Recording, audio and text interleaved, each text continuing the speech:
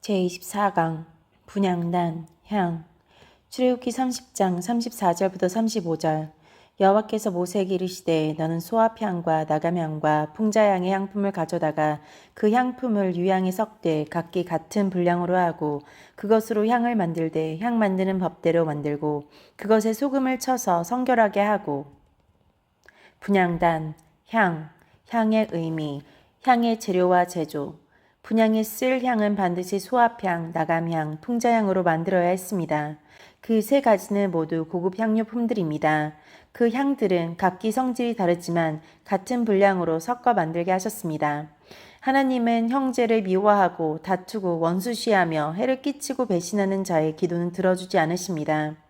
이 세 가지 향을 유향에 섞으라 하셨습니다. 이 말씀들에서 우리가 깨달아야 할 것이 있습니다. 어떤 은혜 베품이나 사랑도 하나님의 사랑을 잃어버리면 무가치합니다. 따라서 예수님은 서로 사랑할 것을 강조하셨습니다. 요한복음 13장 34절 새 계명을 너희에게 주노니 서로 사랑하라. 내가 너희를 사랑한 것 같이 너희도 서로 사랑하라. 요한복음 14장 15절 너희가 나를 사랑하면 나의 계명을 지키리라. 여기서 주님은 우리가 주님을 사랑하는 것을 새 계명 준수와 연결을 지어 주십니다. 그것은 주께서 주님을 진정으로 사랑하는 사람이 복을 누리기 원하시기 때문입니다. 그런데 그 계명 준수를 이웃사랑으로 종결시키셨습니다. 하나님의 계명을 준수하지 않고야 어떻게 이웃을 사랑할 수 있겠습니까? 요한복음 15장 12절 내 계명은 곧 내가 너희를 사랑한 것 같이 너희도 서로 사랑하라 하는 이것이니라.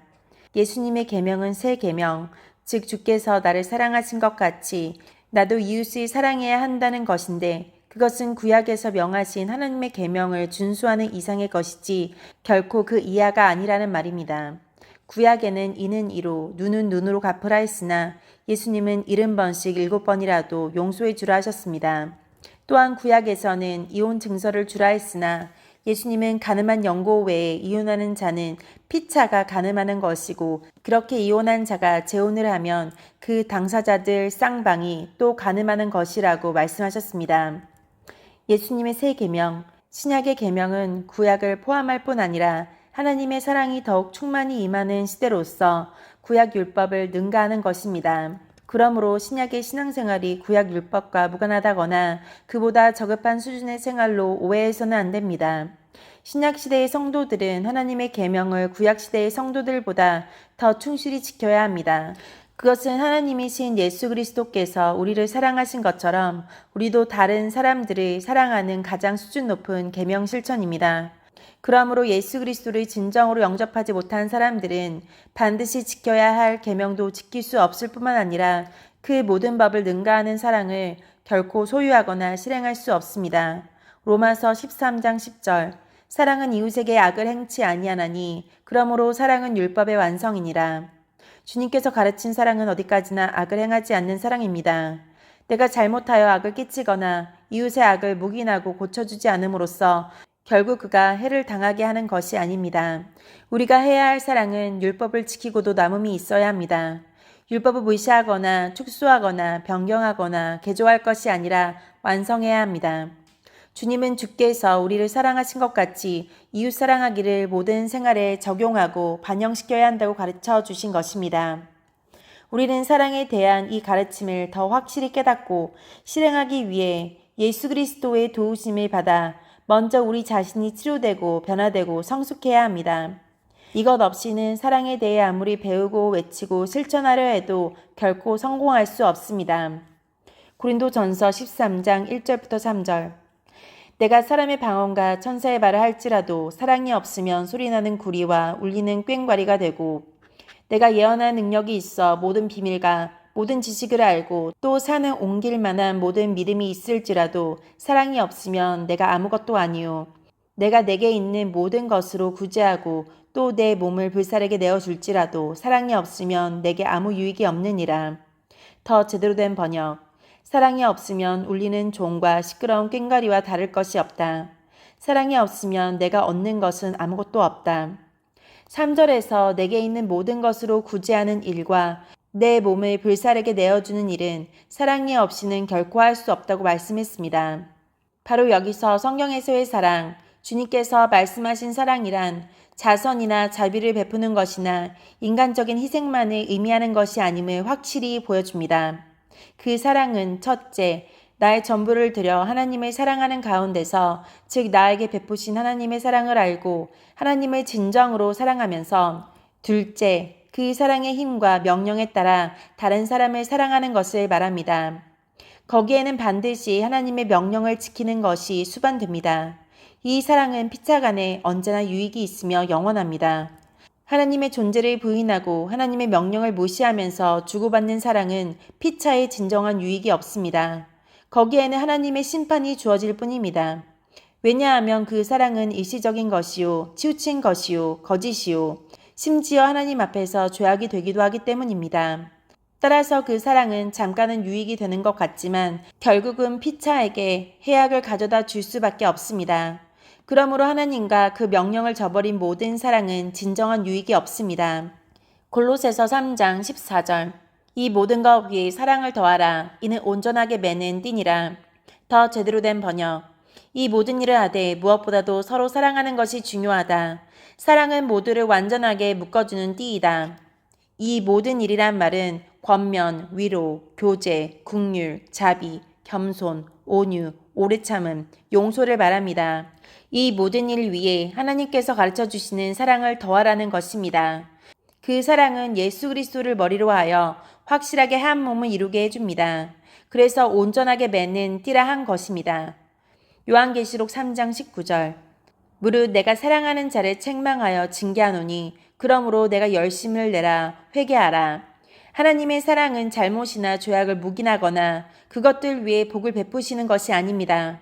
그것을 책망하고 징계하여 하나님 앞에서 할 것을 제대로 하게 하고 죄악은 반드시 회개하게 하시는 것입니다. 그래야 하나님과 그 사람 사이에 막힌 담이 무너지고 다시 하나님과 더불어 살게 됩니다. 이것이 하나님의 사랑입니다. 이웃을 사랑할 수 있는 사람은 하나님을 아는 사람입니다. 하나님을 무엇보다도 사랑하는 사람입니다. 하나님의 명령에 순종하는 사람입니다. 이런 사람이라야 사랑을 말하고 가르치고 요구할 수 있으며 받아 누리며 베풀 수 있습니다. 하나님과 성경을 알지 못하는 사람들도 곧잘 사랑을 외치지만 그들은 진정한 사랑이 무엇인지 알지 못하고 경험하지 못한 사람들입니다. 요한일서 4장 7절부터 8절. 사랑하는 자들아, 우리가 서로 사랑하자. 사랑은 하나님께 속한 것이니 사랑하는 자마다 하나님으로부터 나서 하나님을 알고 사랑하지 아니하는 자는 하나님을 알지 못하나니 이는 하나님은 사랑이심이라. 더 제대로 된 번역. 사랑하는 친구들이여, 우리는 서로 사랑해야 한다. 왜냐하면 사랑은 하나님께로부터 오기 때문이다. 사랑하는 사람은 하나님의 자녀가 된 것이며 또한 하나님을 안다고 할 수 있다. 사랑할 줄 모르는 사람은 하나님을 알지 못하니 이는 하나님은 사랑이시기 때문이다. 하나님을 모르는 사람은 사랑을 알 수도 없고 할 수도 없으며 따라서 그런 사람은 진정한 사랑을 받을 수도 없다는 것입니다. 그러므로 하나님을 아는 것이 참으로 모든 지혜와 지식의 근본입니다. 우리가 하나님을 진정으로 알고 섬김으로써 하나님으로부터 그 사랑을 받을 수 있고 또 그 사랑을 다른 사람들에게 베풀 수 있게 되었으니 이 또한 얼마나 감사할 일입니까? 요한일서 4장 20절. 누구든지 하나님을 사랑하노라 하고 그 형제를 미워하면 이는 거짓말하는 자니 보는 바 그 형제를 사랑하지 아니하는 자는 보지 못한 바 하나님을 사랑할 수 없느니라. 더 제대로 된 번역. 거짓말하는 자니 거짓말쟁이이다. 이 말씀에서 우리 성도들이 확실히 깨달아야 할 것이 있습니다.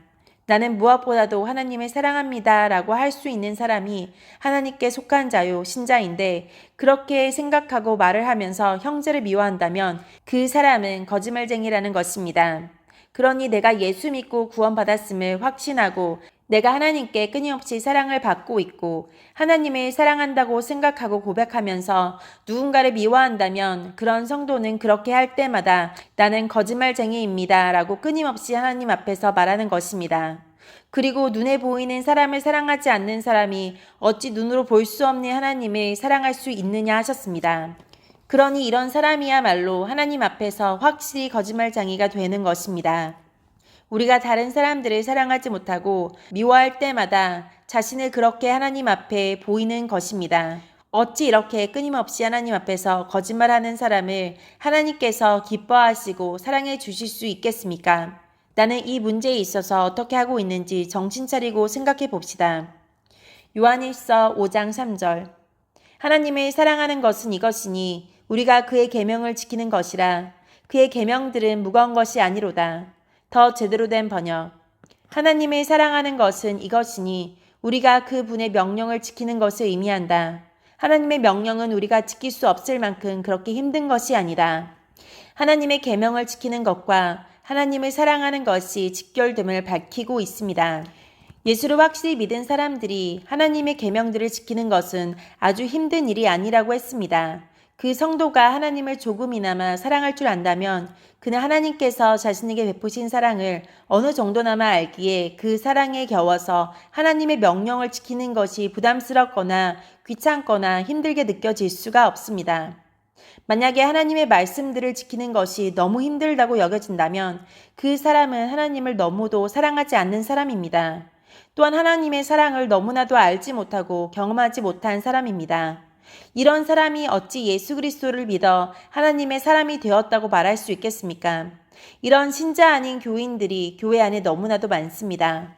그러므로 우리는 하나님을 사랑하는 것을 점점 키워야 합니다. 그것은 스스로 결심해서 되는 것이 아닙니다.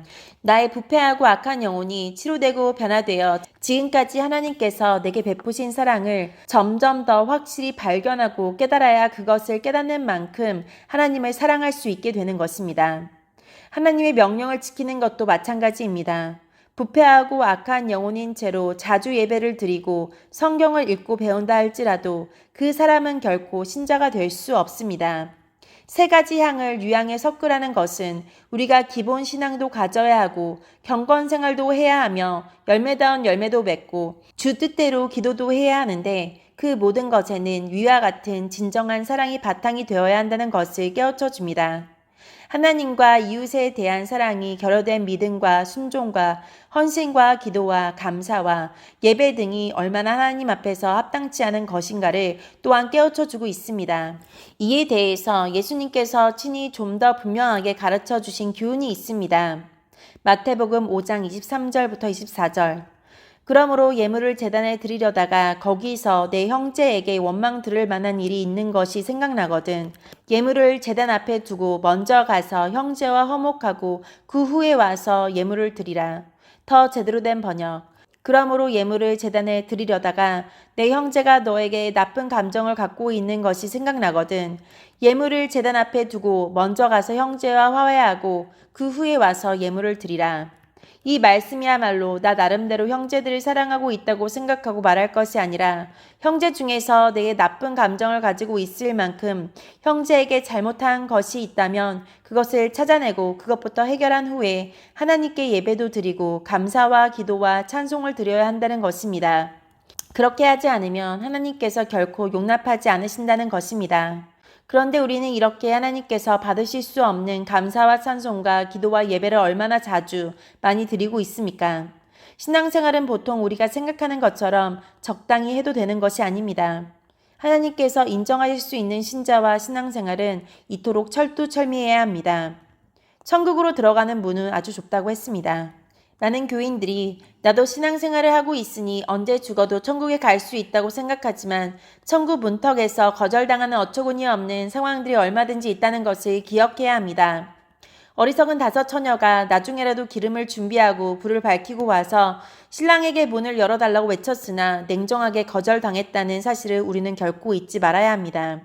그들이 무슨 큰 잘못을 저질렀나 싶지만 신랑의 기준은 아주 냉혹하고 엄격했습니다. 그러므로 우리가 편할 대로 우리의 기준대로 신앙생활해서는 안 됩니다. 지금까지 설명한 것들이 바로 세 가지 향의 유향을 섞으라는 의미입니다. 향은 하나님께서 정해주신 법대로 만들어야 했습니다. 모세가 이스라엘 백성에게 명하여 하나님께서 정해주신 향품을 가져오게 하고 그 향품들을 동일한 중수로 섞고 그것을 유향에 섞고 또 그 위에 소금을 쳐서 성결하게 하고 1년 1회 제조하되 매일 1파운드씩 사용하고 속죄일에는 3파운드를 사용할 분량으로 만들라 하셨습니다. 이것은 그 하나하나에 중요한 의미가 담겨 있기도 하거니와 모든 것이 가장 조화를 잘 이루고 최고의 향품이 되며 사용하기에 적당하도록 하신 것입니다. 하나님은 만사 만물의 주관자이시므로 그분이 우리에게 제시하는 법은 가장 완전합니다. 그 법을 소중히 여기고 따를 때 최고의 유익과 복이 옵니다.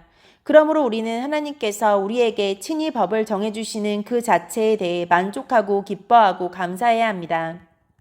하나님께서 친히 정해주시는 법을 무시하고 지키지 못하는 자가 누구의 법을 중시하고 잘 지키겠습니까? 하나님의 법을 중시하고 열심히 지키려는 마음은 하나님을 하나님으로 알고 하나님으로 대할 줄 아는 마음에서 나옵니다.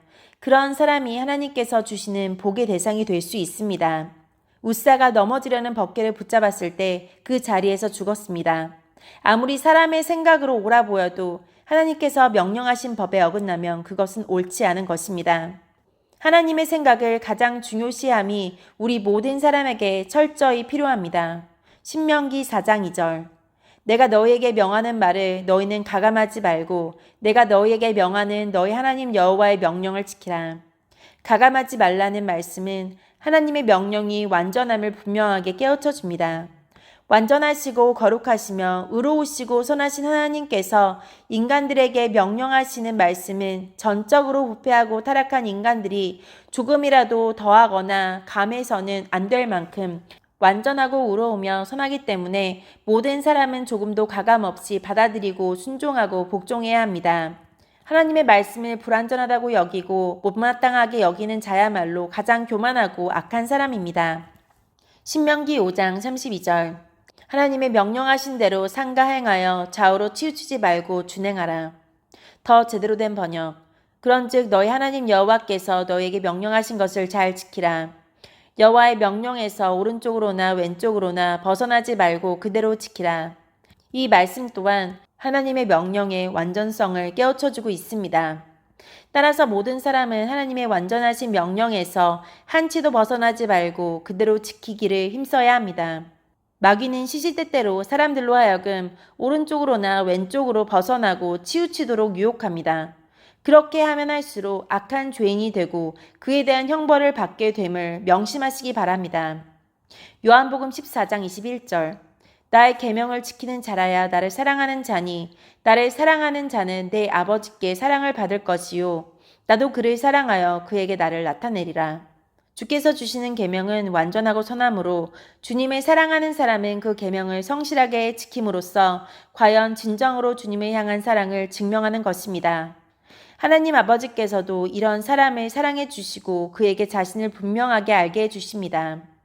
즉 이런 사람은 성삼위 하나님을 진정으로 만나고 함께 하시는 놀라운 은총을 누리게 됩니다. 요한일서 2장 3절 4절. 우리가 그의 계명을 지키면 이로써 우리가 그를 아는 줄로 알 것이요 그를 아노라 하고 그의 계명을 지키지 아니하는 자는 거짓말하는 자요 진리가 그 속에 있지 아니하되. 더 제대로 된 번역. 우리가 그의 계명을 지키면 진실로 하나님을 안다고 자신 있게 말할 수 있다. 나는 하나님을 안다고 말하면서 하나님의 계명을 정직하게 지키지 않는 사람은 가장 큰 거짓말쟁이라는 말씀입니다. 하나님을 제대로 아는 사람은 하나님의 계명을 그대로 지키지 않을 수가 없습니다. 왜냐하면 그 사람 안에는 하나님의 계명과 진리가 분명히 심겨 있기 때문입니다. 이 사람은 하나님의 말씀, 즉 그의 진리와 계명이 완전하다는 것을 충분히 깨달아 알고 있기 때문에 어떤 것에도 치우치지 않고 그것을 변함없이 지킬 수 있으며 모든 것을 오직 하나님의 명령대로만 행합니다. 하나님은 이런 사람을 기뻐하시고 그에게 온갖 복을 내려주십니다. 사울은 이스라엘의 초대 왕이었지만 하나님께서 주시는 법과 말씀대로 지키는 것에 불합격하자 하나님께 버림을 받고 왕의 자리에서 쫓겨났습니다. 하나님의 명령 10가지 중에 9가지를 잘 지키다가도 마지막 한 가지를 지키지 않으면 얼마든지 이렇게 된다는 사실을 우리는 기억해야 합니다. 그 이유는 하나님은 언제나 완전하시고 의로우시고 선하시고 거룩하신 분이시기 때문입니다. 그러므로 하나님은 이스라엘 백성들이 성막에서 사용할 향도 하나님이 정해주신 법대로 만들게 하신 것입니다.